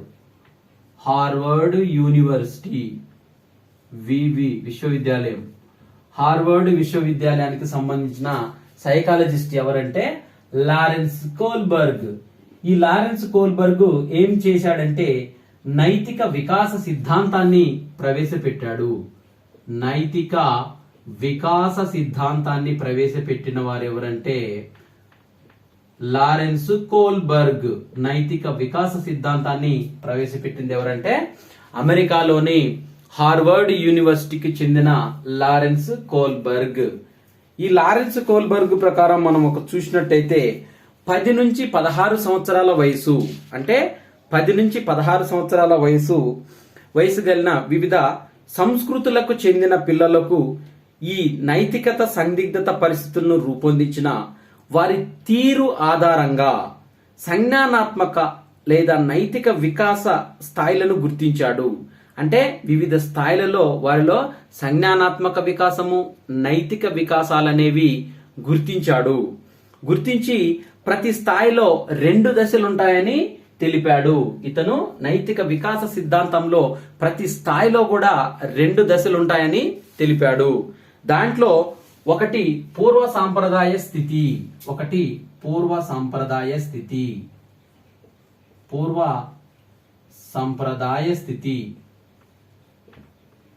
ఈ పూర్వ సంప్రదాయ స్థితిని మనం అబ్జర్వ్ చేసినట్టయితే ఇది 4 నుంచి 10 సంవత్సరాల వయసులో ఉంటుంది. 4 నుంచి 10 సంవత్సరాల వయసులో ఉండేది ఏంటిదంటే పూర్వ సంప్రదాయక స్థితిగా చెప్పుకోవచ్చు. ఈ పూర్వ సంప్రదాయ స్థితిలో మొదటి దశ మనం చూసినట్టయితే ఫస్ట్ ఫేజ్. ఈ దశలో విధేయత, శిక్షణ కలిగి ఉంటారు. మొదటి దశ స్టేజ్ 1. దీంట్లో ఏముంటుందంటే వీరిలో విధేయత, శిక్షణ కలిగి ఉంటారు. విధేయత శిక్షణ అనేవి ఉండే దశ ఏదంటే పూర్వ సాంప్రదాయక స్థితి. ఇది 4 నుంచి 10 సంవత్సరాల వయసులో ఉంటుంది. దీంట్లో మొదటి దశ స్టేజ్ 1 లో ఏముంటుందంటే విధేయత కలిగి ఉండడము, తర్వాత శిక్షణను కలిగి ఉండడం అనేది ఉంటాయి. ఇది పెద్దల నుంచి శిక్షణ కల్పించుకోవడానికి వారికి లొంగిపోయే దశ. ఈ శారీరక శిక్ష పరంగా నైతికతను అంచనా వేస్తారు. పెద్దలను చూసి వారి పట్ల విధేయత భావాన్ని కలిగి ఉండడము, శిక్షణ పొందడము, మంచి విషయాలు ఏమన్నా ఉంటే వాటిని నేర్చుకోవడము, ఇవన్నీ కూడా పూర్వ సంప్రదాయ స్థితిలో మొదటి స్టేజిలో ఉంటాయి. దీంట్లో రెండవ స్టేజి అంటే దశ 2, రెండవ దశలో ఏముంటాయంటే సహజ సంతోష అనుకరణ, అంటే న్యాచురల్ గా హ్యాపీనెస్ ని ఇమిటేట్ చేయటము. సహజ సంతోష అనుకరణ అనేది ఉంటుంది. అంటే బహుమానాలు పొందాలనే లక్ష్యంతో ప్రవర్తిస్తారు. అంటే ఏదైనా మంచి హోంవర్క్ చేసినప్పుడు మంచి గిఫ్ట్ ఇస్తానని మమ్మీ డాడీ చెప్పటము, తర్వాత మంచి మార్కులు తెచ్చుకుంటే పాఠశాలలో మంచి ప్రైజులు వస్తాయని, అంటే బహుమానాలు పొందాలనే లక్ష్యంతో వీరు ప్రవర్తిస్తారు. అంటే ఈ దశలో శిశువు తనకు లభించిన ప్రతిఫలాన్ని బట్టి తప్పులను గుర్తించగలుగుతాడు. అంటే మనకు ఏదైనా ప్రైజ్ రానప్పుడు అతను వైఫల్యం చెందాడని, ఏదైనా ప్రైజ్ తెచ్చుకున్నప్పుడు అతను గెలవబట్టి ప్రైజ్ వచ్చింది అంటే ఇంకా ఎక్కువ కష్టపడాలనే తపనను కలిగి ఉంటాడు. అవసరాలను తీర్చేది ఒప్పు అని, తీర్చనేది తప్పుగా భావిస్తాడు. అంటే తన అవసరాలు అప్పటప్పట్లా తీరితే దాన్ని ఒప్పుగా భావిస్తాడు. ఒకవేళ అవసరం తీరకపోతే దాన్ని తప్పుగా భావిస్తారు. అంటే మనకు తల్లిదండ్రులు శిక్షకు భయపడి ఇతను చాక్లెట్లకు ఆశపడి పాఠశాలకు వెళ్తాడు. అంటే పాఠశాలకు వెళ్ళకపోతే తల్లిదండ్రులు దండిస్తారు. అదే పాఠశాలకు వెళ్తే కంపల్సరీగా మమ్మీ డాడీ మనకు చాక్లెట్స్ అనేవి బహుకరిస్తారు. కాబట్టి ఇక్కడ ఉండి మనము ఈ శిక్షణ భరించే బదులు పాఠశాలకు వెళ్ళడం ఉత్తమం. పాఠశాలకు వెళ్ళి మంచిగా చదువుకుంటే మనకి అక్కడ ప్రైజెస్ వస్తాయి, మంచిగా నాలెడ్జ్ పొందవచ్చు. అదే విధంగా ఇంటి దగ్గర ఉంటే దెబ్బలు తప్పవు, కంపల్సరీగా కొడతారు. కాబట్టి పాఠశాలకు వెళ్ళేస్తే మనకు చాక్లెట్ లభిస్తుందనే ఆశ కలిగి వెళ్తుంటారు. తర్వాత అవసరం కొరకు నైతికతను పాటించడము. తన అవసరం కొరకు నైతికత, మోరల్ వాల్యూస్ అనేవి పాటిస్తారు. తర్వాత రెండవది సంప్రదాయ స్థితి. రెండవది ఏంటంటే సంప్రదాయ స్థితి. పూర్వ సంప్రదాయ స్థితి తర్వాత నెక్స్ట్ వచ్చేది ఏంటంటే సంప్రదాయ స్థితి. పూర్వ సంప్రదాయ స్థితి తర్వాత సంప్రదాయ స్థాయి. రెండవది సంప్రదాయ స్థాయి. ఈ సంప్రదాయ స్థాయిని మనం ఒకసారి చూసినట్టయితే ఇది 11 నుంచి 13 సంవత్సరాల మధ్యలో ఉంటుంది. 11 నుంచి 13 సంవత్సరాల వయసులో ఉండేది ఏంటంటే దీంట్లో మనకి 3వ దశ ప్రారంభమవుతుంది. మొత్తం 4 దశలు అనుకుంటే ఈ 3వ దశలో మనకి మంచి బాలుని నీతి అనేది కనిపిస్తుంది. మంచి బాలుని నీతి కనిపించే దశ ఏదంటే సంప్రదాయ స్థితి. అంటే 11 నుంచి 13 సంవత్సరాల మధ్యలో ఉన్న సంప్రదాయ స్థాయి. ఈ సంప్రదాయ స్థాయిలో విద్యార్థి ఏం చేస్తాడంటే మంచి బాలుని నీతిని ప్రదర్శిస్తారు. అంటే మంచి చెడులను నిర్ణయించి ఇతరుల స్పందన ఆధారంగా నిర్ణయిస్తారు. అంటే ఏది మంచి ఏది చెడు, అంటే మంచి కలిగితే ఏమి లభిస్తుంది, చెడు జరిగితే ఏం జరుగుతుంది అనేది నిర్ణయిస్తారు. ఇతరులతో సంతోషపెట్టేది, అంటే ఇతరులను సంతోషపెట్టేది, సహాయపడేది మంచి ప్రవర్తనగా విద్యార్థి తెలుసుకుంటాడు. ఈ విధంగా ఈ దశలో మంచి బాలుడు అనిపించుకోవడానికి పిల్లవాడు బడికి వెళ్ళడము, చెప్పిన పని చేయటం అనేది ఈ దశలో 3వ దశలో మంచి బాలుడుగా పేరు తెచ్చుకోవటానికి రెగ్యులర్ గా పాఠశాలకు వెళ్ళడము, ఇంట్లో చెప్పిన పనులను చేయటము, ఇది సంప్రదాయ స్థాయిలో 3వ దశలో మంచి బాలునిగా పేరు తెచ్చుకోవడానికి ట్రై చేస్తాడు. తర్వాత దీంట్లోనే 4వ దశ ఉంటుంది. దశ 4. ఈ 4వ దశలో విద్యార్థిలో ఏమేం ప్రవర్తనలు ఉంటాయంటే ఈ 4వ దశలో సాంఘిక క్రమాన్ని నిర్వహించే రీతి కలిగి ఉంటాడు. సాంఘిక క్రమాన్ని నిర్వహించే రీతిని కలిగి ఉండడము అభివృద్ధి చేసుకుంటాడు. దీని ద్వారా సరైన ప్రవర్తన అంటే సంఘం ఆమోదించే నియమాలను నమ్ముతాడు. నలుగురు ఏదైతే ఆమోదం పొందుతారో ఆ అంశాలను ఇతను నమ్మడము, అదేవిధంగా అధికారాన్ని గుర్తించడము, బాధ్యతలను నిర్వర్తించడం అనేవి మొత్తము నేర్చుకుంటాడు. బడికి వెళ్ళుట తన బాధ్యతగా గుర్తించడము అంటే రెగ్యులర్ గా స్కూల్కి వెళ్ళడం అనేది తన డ్యూటీ, ఆ డ్యూటీని మర్చిపోవద్దు అని మొత్తము డెవలప్మెంట్ చేసుకుంటాడు. ఎక్కువ శాతం వ్యక్తులు ఈ స్థాయికి మించి ఎదగలేరు. అంటే ఇతరుల సంతృప్తి కొరకు నైతికతను పాటించడము. విద్యార్థుల్లో గాని ఎవరిలో గాని వీళ్ళు బాధ్యతలను గుర్తు చేసుకొని మెలిగే దశ ఏదంటే 4వ దశ, సంప్రదాయ స్థితిలో 4వ దశ. తర్వాత దీంట్లో 3వది ఉత్తర సంప్రదాయ స్థితి. రెండో దాని తర్వాత ఉత్తర సంప్రదాయ స్థాయి. ఉత్తర సంప్రదాయ స్థాయి అనేది మనకు చూద్దాం ఇప్పుడు. 3వది ఉత్తర సంప్రదాయ స్థాయి.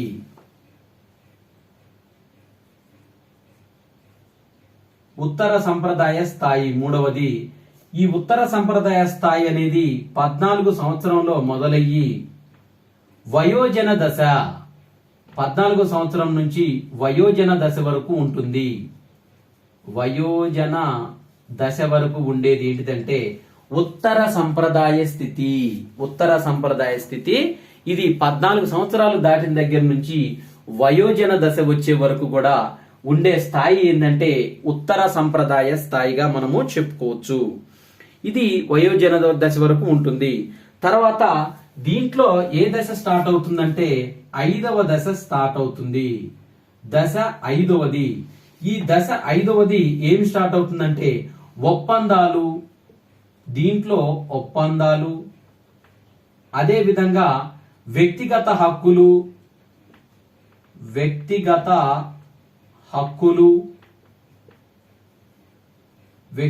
హక్కులు, చట్టనీతిని తెలుసుకుంటాడు. చట్టనీతిని తెలుసుకునే దశ ఏదంటే ఉత్తర సంప్రదాయ స్థితిలో ప్రారంభమైన 5వ దశలో ఏం నేర్చుకుంటాడంటే ఒప్పందాలు, వ్యక్తిగత హక్కులు, చట్టనీతి అనేది ఈ దశలో తెలుసుకుంటాడు. అంటే ఈ దశలో నైతిక నమ్మకాలతో సారళ్యతం అనేది ఏర్పడుతుంది. అంటే మోరల్ వాల్యూస్ పైన ఒక అండర్స్టాండింగ్ అనేది కలుగుతుంది. తర్వాత సాంఘిక క్రమము, ఇతరులతో అంగీకారాలు, ఒప్పందాలు చేసుకుంటాడు. ఇతరులతో అంగీకారాలు, ఒప్పందాలు అనేవి చేసుకుంటాడు. అవసరమైన సందర్భాలలో ఈ ఒప్పందాలను తనను మార్చుకుంటాడు. అవసరానికి అబద్ధం చెప్పడం తప్పు కాదని భావించి ఒక అంచనాకు వస్తాడు. అంటే ఒప్పందాలను నమ్ముతాడు, వ్యక్తిగత హక్కులకు గౌరవిస్తాడు, అంటే చట్టనీతిని పాటిస్తాడు. అంటే ఒప్పందాలు చేసుకుంటే అంటే అవసరాన్ని బట్టి అబద్ధం చెప్పినా తప్పు లేదని ఒక అవగాహనకు వచ్చే దశ ఏదంటే ఉత్తర సంప్రదాయ స్థితిలోని 5వ దశ. తర్వాత 6వ దశ. ఈ 6వ దశలో వ్యక్తిగత సూత్రాలను పాటిస్తాడు. వ్యక్తిగత సూత్రాలను పాటించడము. తర్వాత అంతరాత్మ భావన అనేది కలిగి ఉండడము. అంతరాత్మ భావన కలిగి ఉండడము అంటే వ్యక్తిగత సూత్రాలు.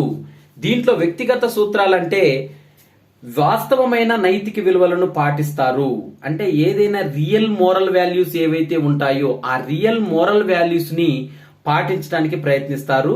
అంటే న్యాయము, సమానత్వము, కరుణ, న్యాయం వంటి అమూర్త సూత్రాలకు అనుగుణంగా, ఆదర్శాలకు, అంతరాత్మలకు అనుగుణంగా వ్యవహరిస్తారు. ఏవైతే మనకు ఆదర్శాలు ఉంటాయో, ఏదైతే న్యాయము ఇలాంటివన్నీ ఉంటాయో వాటికి సంబంధించినవన్నిటి కూడా వీళ్ళు వ్యవహరిస్తారు. ఉదాహరణకి మనకి సమాజ ప్రవర్తనలో సమన్వయం చేసుకోవడము, మనిషి నైతికత వికాసము, ఏదైతే మోరల్ డెవలప్మెంట్ అనేది ఉంటుందో ఈ నైతిక వికాసానికి అతని సంజ్ఞానాత్మక వికాసం పై దశలపైన ఆధారపడి ఉంటుందని ఈ కోల్బర్గ్ భావించాడు. అంటే నైతిక వికాసం అనేది ఏదైతే ఉంటుందో ఈ సంజ్ఞానాత్మక వికాసం పైన ఆధారపడి ఉంటుందని కోల్బర్గ్ సూచించాడు. స్వీయ తృప్తి కొరకు నైతికతను పాటించడము. అంటే నైతిక వికాసాన్ని పెంపొందించాలంటే SUPW మనకి ఏవైతే ఉన్నాయో SUPW అనేవి, తర్వాత NSS, NCC వంటి వాటిల్లో చేర్చడం ద్వారా విద్యార్థుల్లో మంచి ప్రతిభా పాఠవాలను మనము వెలుగులోకి చూపించవచ్చు. అంటే నీతి కథలు చెప్పడము, అదే విధంగా దేశభక్తుల గాథలను చెప్పడము.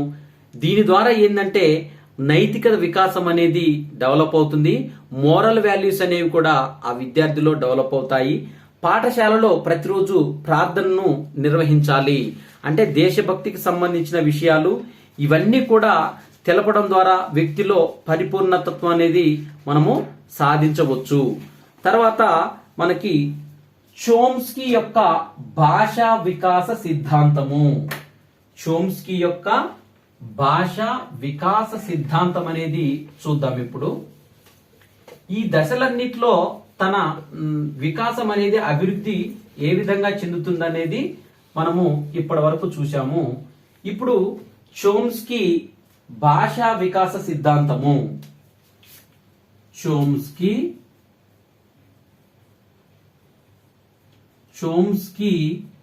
భాషా వికాస సిద్ధాంతము. చోమ్స్కీ భాషా వికాస సిద్ధాంతము. ఈ చోమ్స్కీ భాషా వికాస సిద్ధాంతాన్ని మనం ఒకసారి చూసినట్టయితే, ఈ చోమ్స్కీ ఏ దేశస్థుడంటే ఇతను అమెరికా దేశానికి చెందిన వ్యక్తి. చోమ్స్కీ అనే వ్యక్తి అమెరికా దేశానికి చెందిన ఒక వ్యక్తి. అమెరికా దేశానికి చెందిన వ్యక్తి పేరు ఏం పేరంటే చోమ్స్కీ. ఇతను పెన్సిల్వేనియా విశ్వవిద్యాలయము, పెన్సిల్వేనియా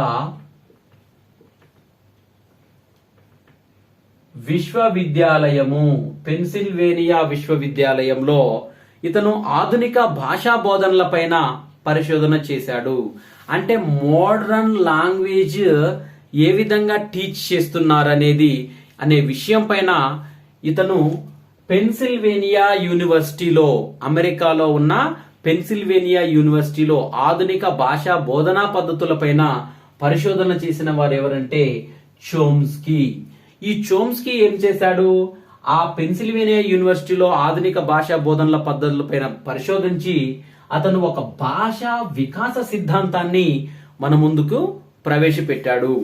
అయితే ఇతను సాంప్రదాయ భాషా బోధన పద్ధతులను ఖండించి, అంటే పురాతనంగా వస్తున్న సాంప్రదాయ పద్ధతులు ఏవైతే ఉన్నాయో ఆ పాత పద్ధతులను ఖండించి పిల్లల్లో భాషా వికాసాన్ని ఏ విధంగా కలుగుతుందో తెలుసుకునే ప్రయత్నంలో భాషా వికాస సిద్ధాంతాన్ని ఇతను ప్రతిపాదించాడు.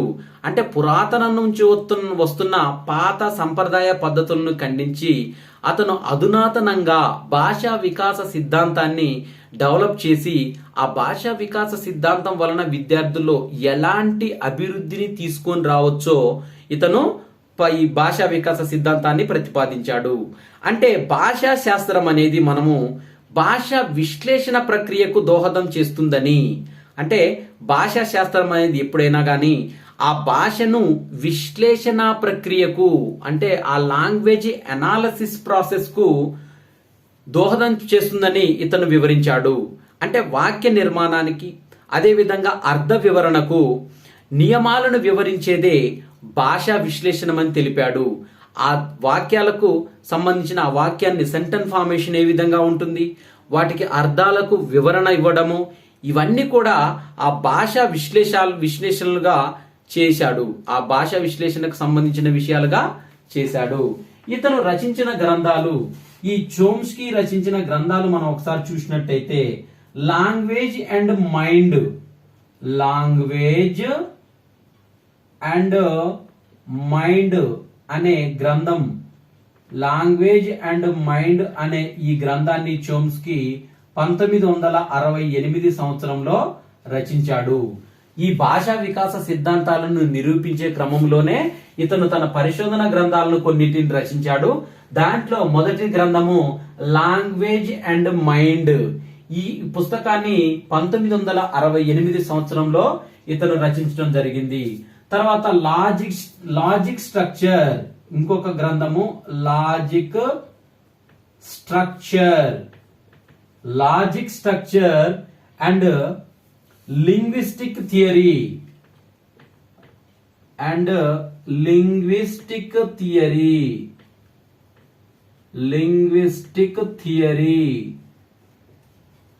Logistic structure and linguistic theory అనే మరో గ్రంథాన్ని రచించాడు. అదేవిధంగా సింటాక్టిక్ స్ట్రక్చర్స్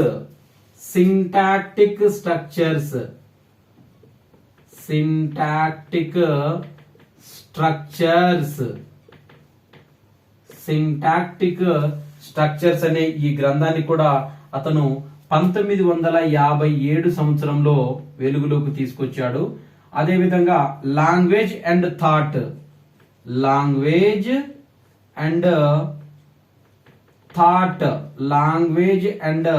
థాట్ అనే ఈ గ్రంథాన్ని కూడా ఇతను 1992లో తన భాషా వికాస సిద్ధాంతాలను నిరూపించే క్రమంలో తనను పరిశోధన గ్రంథాలను మన ముందుకు తెచ్చాడు. చోమ్స్కీ రచించిన గ్రంథాలు మళ్ళీ ఒకసారి చూసినట్టయితే లాంగ్వేజ్ అండ్ మైండ్ అనే ఈ గ్రంథాన్ని అతను 1968లో రచించాడు. అదేవిధంగా logic structure and linguistic theory అనే ఈ గ్రంథము, తర్వాత సింటాక్టిక్ స్ట్రక్చర్ అనే ఈ గ్రంథాన్ని 1957లో రచించాడు. తర్వాత లాంగ్వేజ్ అండ్ థాట్ అనే ఈ గ్రంథాన్ని 1992లో మనకు వెలుగులోకి తీసుకొచ్చాడు. శిశువులో భాష అనేది భాషా జ్ఞానము సహజంగానే వస్తుందని, ఈ భాషా జ్ఞానం అనేది సహజంగానే వస్తుందని, శిశువు పరిసరాలను భాషా జ్ఞానాన్ని గ్రహిస్తాడని చెప్తూ ప్రతిపాదించిన సిద్ధాంతమే ఈ భాషా వికాస సిద్ధాంతము. శిశువుకి భాష అనేది సహజంగానే అభివృద్ధి చెందుతుంది అతనిలో, అందుకే ఈ భాషా జ్ఞానాన్ని గ్రహిస్తాడని చెప్తూ ఇతను ప్రతిపాదించిన సిద్ధాంతమే ఈ భాషా వికాస సిద్ధాంతంగా చెప్పాడు. అంటే శిశువు పుట్టుకతోనే సార్వజనీన వ్యాకరణము అనే సామర్థ్యాన్ని కలిగి ఉంటాడు. సార్వజనీన వ్యాకరణం అంటే తన చుట్టూ ఉన్న వ్యక్తులను చూస్తూ వారు చేసే శబ్దాలను, వారు చేసే ధ్వనులను గమనించి సార్వజనీన వ్యాకరణం అనేది సర్వజనాలను నుంచి అతను వ్యాకరణ పరిభాష ద్వారా అతను భాషను అభివృద్ధి చెందించుకుంటాడని తన ఈ భాషా వికాస సిద్ధాంతంలో చెప్పాడు. శిశువు ఏ భాషా పరిసరంలో పెరుగుతాడో ఆ భాషను అర్జించే విధంగా అతని పెరుగుదల వికాసం అనేది రూపుదిద్దుకుంటుంది. అతను ఏ భాష వికాసం చెందడానికి ఏ పరిస్థితిలో పెరుగుతాడో, ఏ భాషా వాతావరణంలో పెరిగితే ఆ భాష అనేది అతనికి అలవడుతుందని ఈ భాషా వికాస సిద్ధాంతంలో 3వ పాయింట్స్ గా చెప్పాడు. భాష అనేది ఒక అర్జించే ప్రక్రియ కాబట్టి ఈ భాష అనేది అభ్యసన ప్రక్రియ కాదు, అభ్యసించే ప్రక్రియ కాదు, అర్జించే ప్రక్రియ. ఏదైతే ఈ భాష అనేది అభ్యసించటం కాదు, అర్జించే ప్రక్రియ అంటే అనుకరించి మాట్లాడటము, వ్యక్తుల్ని గుర్తించడం ద్వారా ఇది అర్జించే ప్రక్రియ గాని అభ్యసించే ప్రక్రియ కాదని 4వ పాయింట్స్ గా చెప్పాడు. అయితే దీంట్లో మనకు కొన్ని ముఖ్యాంశాలను వివరించాడు. ఎవరంటే ఈ చోమ్స్కీ. ఇతను ఈ గ్రంథాల్లో పరిశోధనలో కొన్ని ముఖ్యాంశాలు చెప్పాడు. ఏమిటి అంటే అవి: శిశువు పుట్టుకతో పాటు భాషను అర్థం చేసుకునే సహజ సామర్థ్యాన్ని కలిగి ఉంటాడు. శిశువు పుట్టుకతో పాటు తల్లి ద్వారా, తండ్రి ద్వారా, కుటుంబ సభ్యుల ద్వారా ఆ భాషను అర్థం చేసుకునే సామర్థ్యాన్ని కలిగి ఉంటాడు. శిశువు మొదట మెదడులో ఉన్న భాషా నిర్మాణాల పరిసరాల్లోని భాషను అర్జించే శక్తిని ఇస్తాయి. దీనివల్ల భాషా వ్యవహారకర్తలుగా పిల్లలు రూపొందుతారని చెప్పాడు. పిల్లల మెదడును భాషార్జన చేసే యంత్రాలుగా చోమ్స్కీ భావించాడు. అంటే వాళ్ళు భాషను అర్థం చేసుకోవడం, భాషను వ్యక్తపరిచే యంత్రాలుగా ఇతను చోమ్స్కీ అనేవాడు వివరించాడు. ఈ భాషలు నేర్చుకునే క్రమంలో ఏకకాలంలో 2 లేదా 3 భాషలను కూడా అభ్యసించగలరు. అంటే ఆ 2 లేదా 3 భాషలను కూడా, అంటే విభిన్న భాషా వాతావరణంలో పెంచినప్పటికీ వారికి ఒకే టైంలో 2 నుంచి 3 భాషలు నేర్చుకునే కెపాసిటీని డెవలప్ చేసుకుంటారు. చోమ్స్కీ ప్రకారం భాష అనేది సంక్లిష్టమైనది, కొంచెం హార్డ్, సంక్లిష్టం. తర్వాత ఆలోచన, సంజ్ఞానాత్మకలు దీనికి అవసరము. అయితే క్రియేటివిటీ, సంజ్ఞానాత్మకత, తర్వాత ఆలోచించటం అనేది ఈ భాషా వికాసానికి ముఖ్యంగా ఉంటుందని చెప్పాడు. ఎందుకంటే ఆలోచించి ఏ పదాలను వాడాలి, ఏ భాషను రూపొందించుకోవాలన్న ఆలోచన, సంజ్ఞానాత్మకత అనేది దీనికి అవసరమని చోమ్స్కీ గారు వివరించారు. అదేవిధంగా శిశువు తాను తన అవగాహనను చేసుకున్న భాషను తన సొంత ఆలోచనలతో, మాటలతో వ్యక్తీకరించే సామర్థ్యాన్ని పొంది ఉంటాడు. అంటే సొంత భాషను తాను వ్యక్తీకరించే సామర్థ్యాన్ని కూడా కలిగి ఉంటాడు. అంటే ఎక్స్ప్రెస్ చేయటము, భాషను, నేర్చుకున్న భాషను ఎక్స్ప్రెస్ చేసే సామర్థ్యాన్ని కలిగి ఉంటాడు. అంటే ఈ ఆలోచనలతో వ్యక్తీకరించే సామర్థ్యాన్ని పొంది ఉంటాడు. అవి ఒకే భాషకు సంబంధించినవైనా కావచ్చు, లేక ఇతర భాషలకు సంబంధించినవైనా కావచ్చు. ఇది వరకు వినని మాటలు కూడా కావచ్చు. అంటే వాటిని ఎక్స్ప్రెస్ చేసే కెపాసిటీని డెవలప్ చేసుకుంటాడు. ఈ చోమ్స్కీ ప్రకారం మనం చూసినట్టయితే ప్రత్యేక మానసిక ప్రక్రియే భాషా వికాసం అని చెప్పవచ్చు. ఈ భాషా వికాసం అనేది ఒక ప్రత్యేక మానసిక క్రియ. అంటే మెంటల్ గా అతను ఆ భాషను విని అర్థం చేసుకొని ఆ భాషకు సంబంధించిన పదాలను వ్యక్తపరచటమే ఈ చోమ్స్కీ చెప్పినట్టు ఈ భాషా వికాసం అనేది ఒక మానసిక ప్రక్రియ. అయితే ఈ భాషా వికాసం సిద్ధాంతాలు ఇతను ప్రవేశపెట్టాడు కదా. మరి ఈ భాషా వికాస సిద్ధాంతాలు ఇతను చోమ్స్కీ ప్రవేశపెట్టాడు. ఈ చోమ్స్కీ ప్రవేశపెట్టిన ఈ సిద్ధాంతాలలో దీంట్లో కొంతమంది దీన్ని విమర్శించారు కూడా. అంటే ఇతను చెప్పిన అన్ని సూత్రాలను ప్రజలు ఆమోదించలేదు. దీనిపైన కొన్ని విమర్శలు కూడా వచ్చాయి. దీంట్లో మనం చూసినట్టయితే ఇతను విమర్శలు, ఈ భాషా వికాస సిద్ధాంతం పైన వచ్చిన విమర్శలు మనం ఒకసారి చూసినట్టయితే ఇక్కడ జీన్ పియాజే ఇచ్చిన విమర్శ ప్రకారము ఈ భాషా వికాసము సంజ్ఞానాత్మక వికాసంలో భాగంగా జరుగుతుందని ఇతను విమర్శించాడు. సంజ్ఞానాత్మక వికాసంలోగా భాష అభివృద్ధి చెందుతుందని చెప్పిన వారు ఎవరంటే పియాజే. ఇతను పరిసరాల ప్రతిచర్య, ప్రత్యక్ష పునర్వ్యవస్థీకరణ దీనిలోని ప్రధాన అంశాలు. పరిసరాల ప్రతిచర్య అంటే మనకి ఎన్విరాన్మెంటల్ కి సంబంధించిన రియాక్షన్, వీటితో పాటు ప్రత్యక్ష పునర్వ్యవస్థీకరణ, డైరెక్ట్ రీఅరేంజ్మెంట్ ద్వారా దీంట్లో ప్రధాన అంశాలుగా భాషను చేస్తాయి అని చెప్పిన వారు ఎవరంటే జీన్ పియాజే. తర్వాత దీనిపైన విమర్శ ఇచ్చిన ఇంకొక వ్యక్తి ఎవరంటే స్కిన్నర్, బిఎఫ్ స్కిన్నర్. ఈ బిఎఫ్ స్కిన్నర్ అనే వ్యక్తి కూడా ఈ భాషా వికాస సిద్ధాంతం పైన ఒక విమర్శను చేశాడు. అది ఏంటిదంటే వెర్బల్ బిహేవియర్ అన్నాడు ఇతను. వెర్బల్ బిహేవియర్ అని చెప్పిన వారు ఎవరంటే బిఎఫ్ స్కిన్నర్. ఇతను ఈ వెర్బల్ బిహేవియర్ అనే ఇతని గ్రంథం, ఈ స్కిన్నర్ యొక్క గ్రంథం పేరు ఏంటంటే వెర్బల్ బిహేవియర్ అనే తన గ్రంథంలో ఇతను విమర్శ గ్రంథం ఇది ఈ భాషా నిబంధనల ద్వారా నేర్చుకోబడుతుందని చెప్పాడు. ఈ లాంగ్వేజ్ అనేది కొన్ని నిబంధనల ద్వారా మాత్రమే నేర్చుకోవచ్చని ఈ బిఎఫ్ స్కిన్నర్ తన వెర్బల్ బిహేవియర్ అనే గ్రంథంలో వివరించాడు. దీనిపైన పరిసరాల నుంచి వచ్చే ఉద్దీపనల పునర్బలన ప్రభావం కూడా ఎక్కువగా ఉంటుంది. అంటే పరిసరాల నుంచి వచ్చే మనకు దీంట్లో ఉద్దీపనల పునర్బలనము అనేది ప్రభావం ఎక్కువగా ఉంటుందని చెప్పిన వారు ఎవరంటే బిఎఫ్ స్కిన్నర్ తన వెర్బల్ బిహేవియర్ అనే గ్రంథంలో వివరించాడు. తర్వాత ప్రస్తుతం ఇది కాలం చెల్లిన సిద్ధాంతంగా భావించవచ్చు. అంటే ఈ భాషా వికాస సిద్ధాంతాన్ని కాలం చెల్లిన సిద్ధాంతంగా పేర్కొన్న వారు ఎవరంటే కార్ల్ రోజర్స్ అన్నాడు. ఇక్కడ కార్ల్ రోజర్స్. ఈ కార్ల్ రోజర్స్ ఇచ్చిన ఇతను ఏమని ఈ భాషా వికాస సిద్ధాంతం పైన ఏమని విమర్శించారంటే, ప్రస్తుతం ఇది కాలం చెల్లిన సిద్ధాంతం అని చెప్పిన వారు ఎవరంటే కార్ల్ రోజర్స్.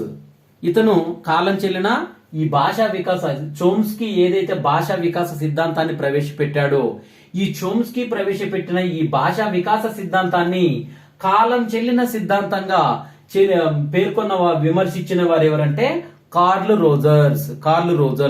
మరి ఈ కార్ల్ రోజర్స్ మరి ఈ కాలం చెల్లిన సిద్ధాంతం ఈ చోమ్స్కీ ప్రవేశపెట్టిన భాషా వికాస సిద్ధాంతం కాలం చెల్లిన సిద్ధాంతం అని ఏ గ్రంథంలో ప్రవేశపెట్టాడు, ఏ గ్రంథంలో విమర్శించాడంటే ఇతను ఫ్రీడమ్ టు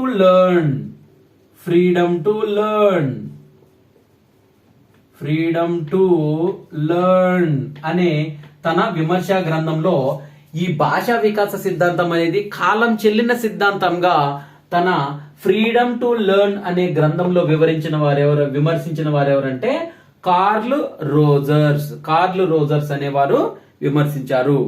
అయితే ఈ ఆత్మభావన సిద్ధాంతాన్ని ప్రవేశపెట్టిన వారు ఎవరంటే కార్ల్ రోజర్స్. ఇతను కార్ల్ రోజర్స్ ఏ సిద్ధాంతాన్ని ప్రవేశపెట్టారంటే ఆత్మభావన అనే సిద్ధాంతాన్ని ప్రవేశపెట్టాడు. ఆత్మభావన సిద్ధాంతాన్ని ప్రవేశపెట్టిన వారు ఎవరంటే కార్ల్ రోజర్స్. ఇతను కార్ల్ రోజర్స్ ఏ దేశానికి చెందిన వ్యక్తి అంటే ఈయన యునైటెడ్ స్టేట్స్ ఆఫ్ అమెరికాకు చెందిన వ్యక్తి. ఇతను ప్రవేశపెట్టిన సిద్ధాంతం ఏదంటే ఆత్మభావన సిద్ధాంతము. కార్ల్ రోజర్స్ ప్రవేశపెట్టిన సిద్ధాంతాన్ని ఆత్మభావన సిద్ధాంతంగా మనము చెప్పుకుంటాము. ఇతను 1902 నుంచి 1987 మధ్య కాలంలో జీవించాడు.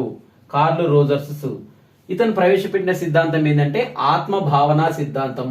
అంటే చోమ్స్కీ ప్రవేశపెట్టిన భాషా వికాస సిద్ధాంతం అనేది కాలం చెల్లిన సిద్ధాంతం అని పేర్కొన్న వారు ఎవరంటే కార్ల్ రోజర్స్. ఈ కార్ల్ రోజర్స్ ఏ దేశానికి చెందిన వాడంటే అమెరికా దేశానికి చెందిన వ్యక్తి. ఇతను గ్రంథం ఏదంటే ఫ్రీడమ్ టు లెర్న్ అనే విమర్శ గ్రంథాన్ని రాసి దీంట్లో ఒక సిద్ధాంతాన్ని ప్రవేశపెట్టాడు. భాషా వికాసం అనేది ఆత్మభావన సిద్ధాంతం ద్వారా అభివృద్ధి చెందుతుందని ప్రవేశపెట్టిన వారు ఎవరంటే కార్ల్ రోజర్స్ అనే వ్యక్తి. ఈ కార్ల్ రోజర్స్ ఈ ఆత్మభావన అనేది నేను నాది అనే భావనకు సంబంధించింది. ఈ ఆత్మభావన అనేది నేను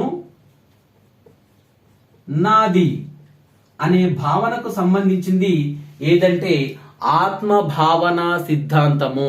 ఎవరిదంటే ఇది కార్ల్ రోజర్స్ యొక్క ఆత్మభావన సిద్ధాంతము. అంటే నేను నాది అనే భావనలకు సంబంధించింది ఇది.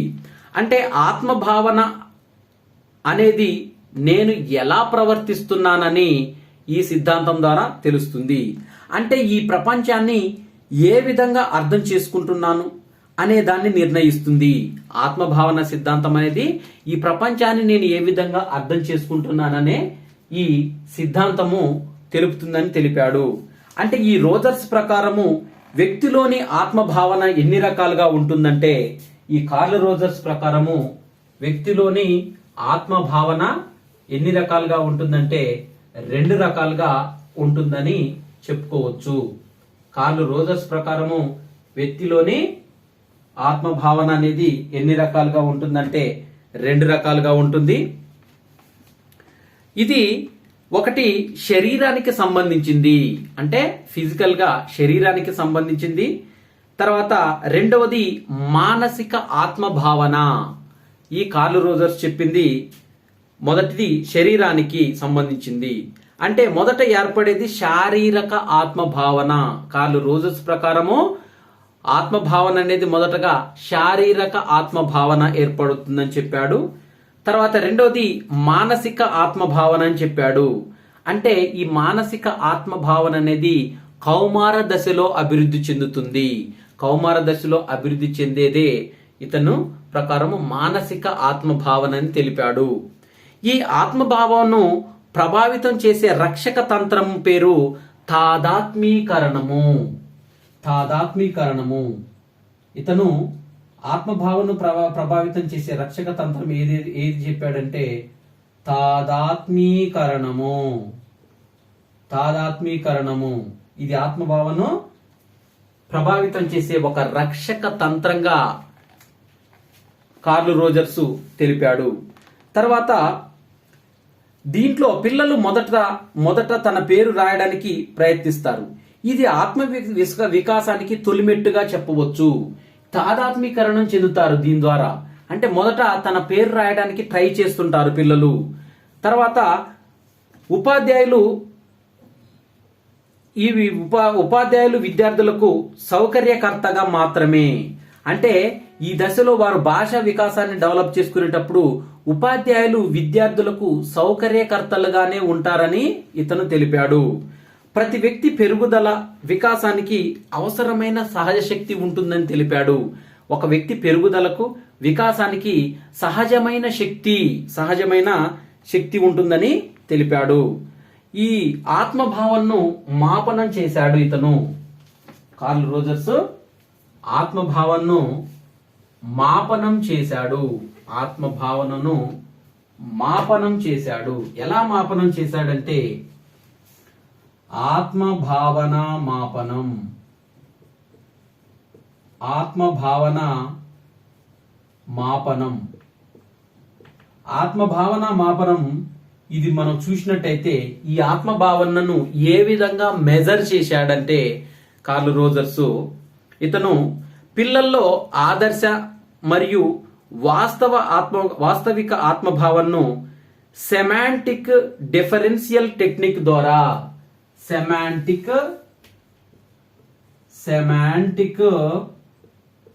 డిఫరెన్షియల్ టెక్నిక్ ద్వారా సెమాంటియల్ డిఫరెన్స్ టెక్నిక్ ద్వారా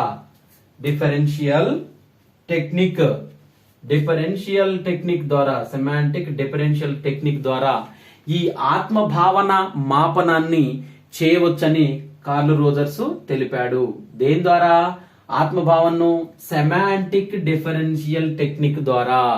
అయితే మొదట వాస్తవిక ఆత్మభావనను నిర్వహించిన గంట అనంతరము ఆదర్శ ఆత్మభావనను పరీక్షిస్తారు.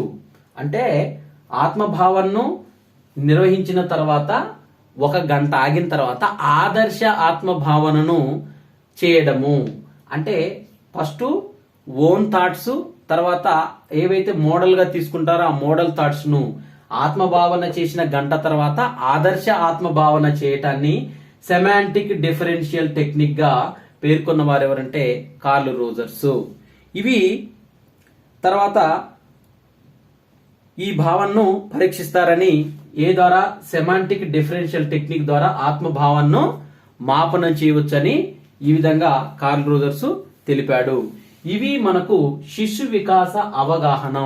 అంటే శిశు వికాసాన్ని ఏ విధంగా ఎన్ని రకాలుగా అవగాహన చేసుకోవచ్చో దీంట్లో ఈ విధంగా ప్రవేశపెట్టిన సిద్ధాంతాలను మనము చూసుకున్నాము.